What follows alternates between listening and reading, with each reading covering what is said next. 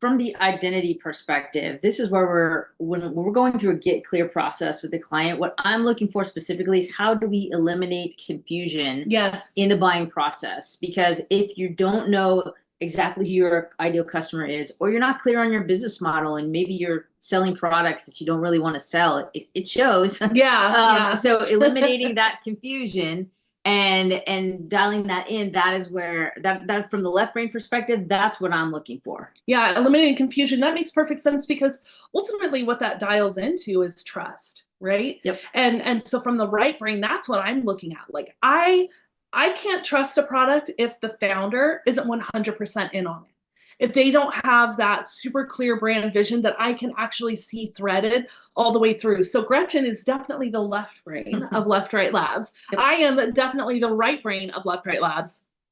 And as the right brain person, what I am looking for in a brand, I want to feel like I can actually connect with them emotionally, or I can appreciate that they have that constant thread of identity all the way through.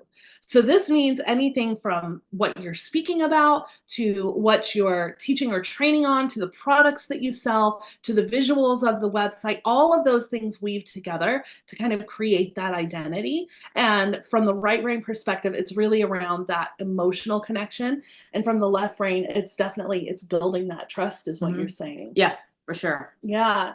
And what about when it comes to optimization from the left brain perspective? What are you thinking about when you're helping our clients go through this process? So optimization is the left brain's playground.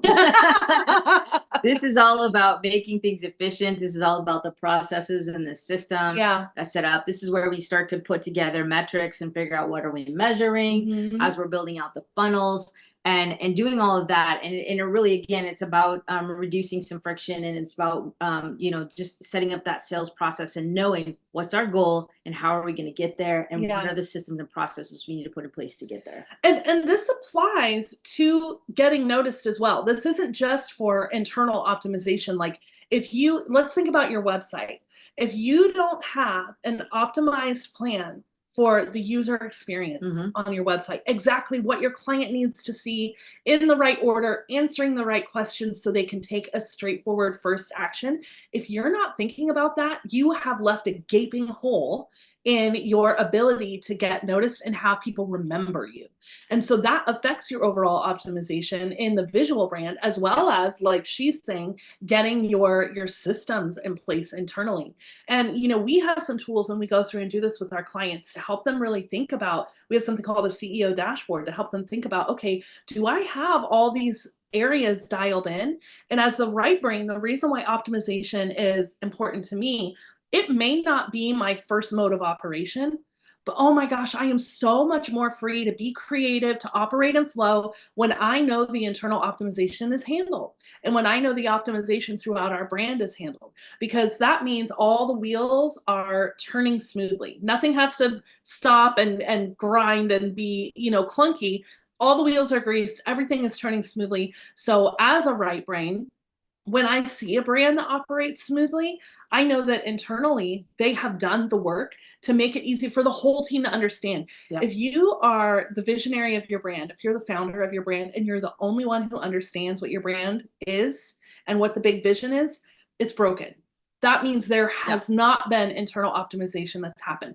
So it's happening in the systems that you're creating internally. It's happening in the way that you measure your brand, that you measure how you're getting, more revenue and more eyes on your identity. It happens in those ways, but it also happens by making it easy for every team member to interact and understand what the brand is. Yep. And so there's a really simplified way to do that actually ends up getting you more money because everyone can talk about it in the same way, which is massively important. Yeah, it's a tweaking process. It's once you put your website out there, once you rebranded your website and put it out there, it is measuring how are the users reacting to that, using tools that can actually physically watch the customers get on your site. What are they clicking on? How far down are they scrolling? And then optimizing for that, going back and saying, okay, this seems like a point of confusion here. Let's fix that. Yes.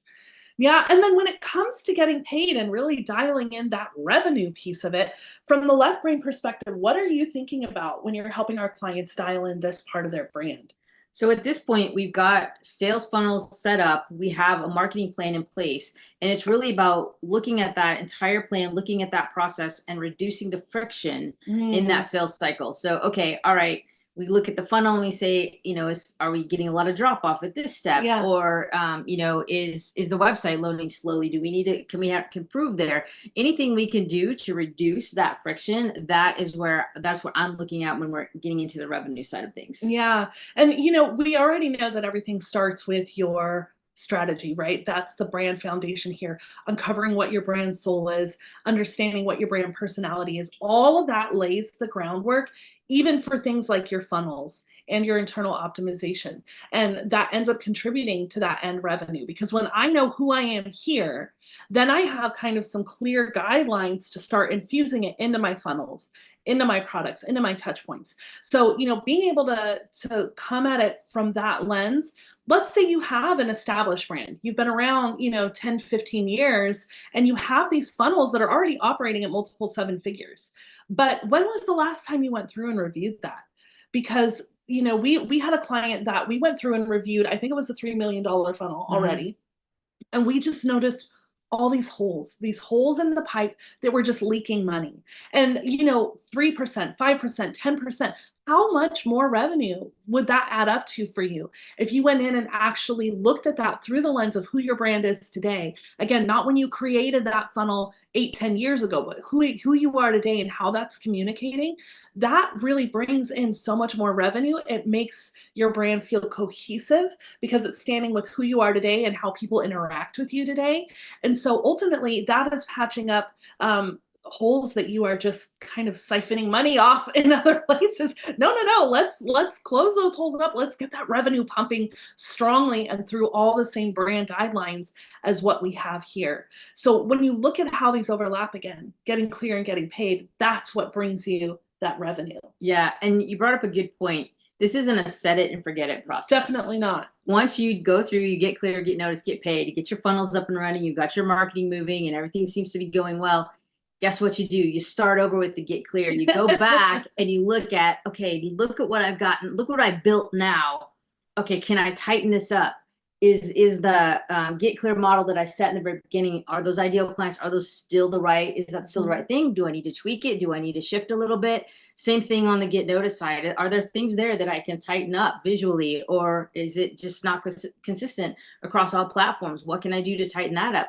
And then you go over into the get paid side and looking at the revenue models and like, okay, what you said, checking those funnels, checking those email campaigns, making sure everything's on track. It's a never ending cycle. But then the great thing is when you have a model like this, you have a lens to look through. You have a roadmap where you're like, okay, you're not guessing at the marketing anymore. You're not guessing it. Well, let me go try this thing and see if it works. It's like, no, this is the strategy. This is the marketing plan.